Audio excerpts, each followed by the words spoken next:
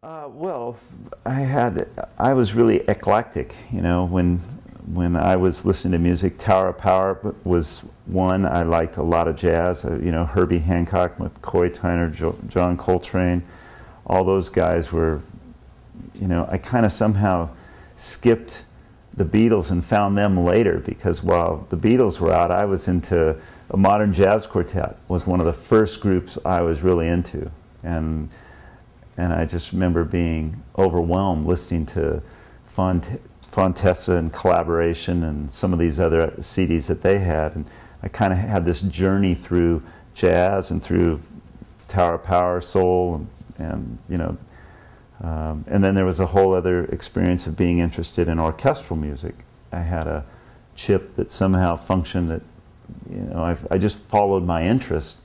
And what it was more about the interest of the music and what kind of made me get curious enough to explore it that would do that. So with Tower of Power, it was, how the hell they do an Oakland Stroke? You know, you can't do that. Nobody can, you know, groove like that. So, and Stravinsky, it would be something about just how do you make those sounds with the orchestra?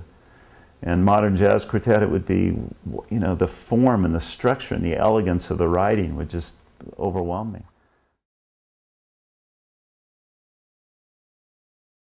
Well, for me, it's been a long, interesting road. I got into music because it was a passion, and my passion just happened to be I was fascinated with how music was constructed and how it was made. And I still remember to this day the first time that I heard the Tchaikovsky Piano Concerto No. 1 as a young kid. I had tears rolling down my face trying to understand how could something like that exist. I couldn't figure it out. Same thing with Rhapsody in Blue. When it got to the beautiful section of it, I just fell apart when I'd hear it. So I had this thing in me that I was interested in music and why it sounded the way it did. And I've just been a curious soul. And I would just study music, study scores, trying to understand how they made it that way. The interesting thing about where I ended up in film music and arranging is it's a way that I can pursue that interest and make a living to be able to support myself and my wife and our children.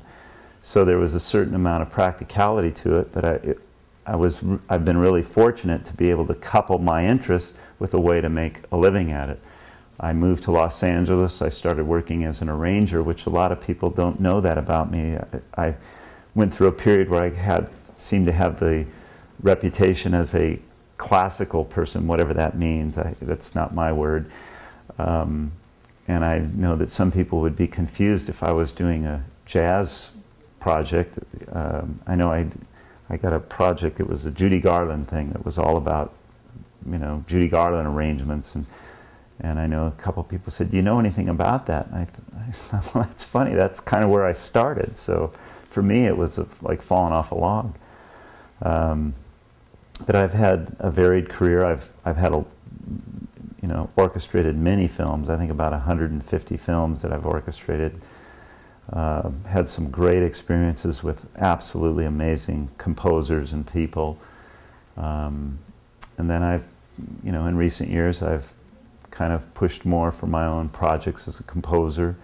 And needless to say, that led me to meeting certain people like David Foster, who really has been a big supporter of me, and I've done zillions of arrangements with David that have led to, you know, so many other things. I mean, I can trace a lot of what I do back to David.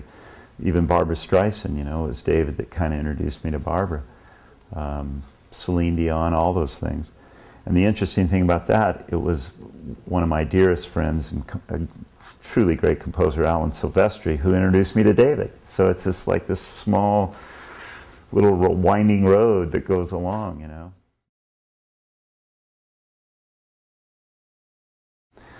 Oh, there's so many cliches about Barbra. All I can tell you, you know, you have to judge somebody by how they treat you and your experience, because it's easy to get all the reputations, you know, with somebody like Barbra, her reputation precedes her, and for me, all I can say is that Barbara's been nothing but gracious and you know, a delight to work with. That doesn't mean it's easy. She is not easy. And I would be the first to say, Barbra's demanding. She wants to keep pushing till she finds, you know, she keeps polishing that marble until she gets down to something, whereas somebody else might say, you know what, it's good enough. That is not Barbra Streisand. Barbra is going to get in there with the finest sandpaper imaginable and keep working on it till the marble glistens. That's just the way she is.